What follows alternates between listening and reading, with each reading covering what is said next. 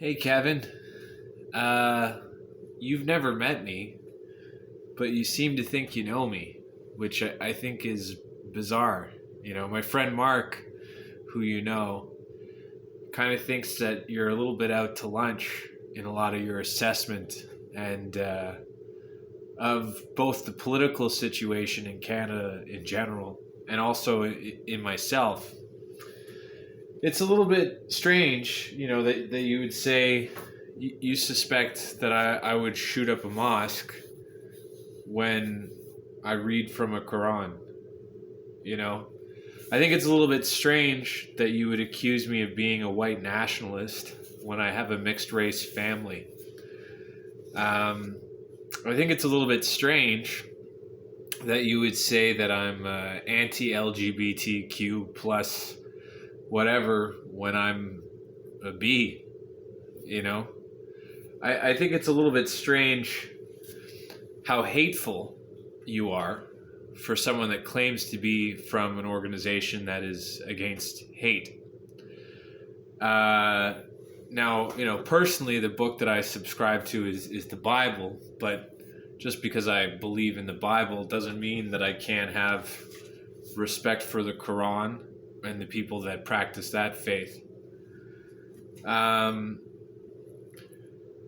One thing that maybe you haven't figured out about me, or maybe you're deliberately misleading your viewers and readers about me, is that I've always been a mental health vlogger.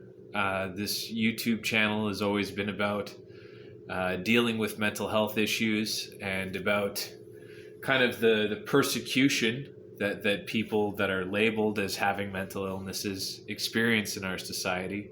So I'd like to thank you for continuing to highlight that type of persecution and for embodying the deliberate misunderstanding that the normie sector of the population likes to apply to people that are labeled as having mental health issues. I think a lot of what you've written about me is disgusting and untrue, which, I mean, is par for the course for most of the rhetoric that I think you put out. It seems to me that the majority of what you put out is designed to kind of keep the cash flowing in for yourself, and that you don't really have any interest in telling the truth or conveying what the reality of a situation is, right? You're more interested in what you think is going to get more of those sweet Trudeau dollars for your organization, or to get more people throwing money at you for donations and clicks. You are the embodiment of clickbait journalism with no moral compass, which, is what it is. You are what you are. But I just wanted to take a minute to point out how disgusting I think you are, and how dishonest you are. And I think, more people should pay attention to the type of rhetoric that you put out, because your imagined belief in a white supremacist terror uprising, if I'm who you think is going to be the most violent white nationalist extremist, well, then you've just invalidated your entire organization's existence, because I'm a bisexual man with mixed race families and no interest in white supremacy or any of the things that you claim to be against. If I'm the big boogeyman of white supremacy in Canada that you have to be drumming up all this fear about, well, there's no purpose for you or your organization, because it's like, what am I? I'm a mental health activist, right? That talks about how people that are labeled with mental illnesses don't get a fair shake in our society.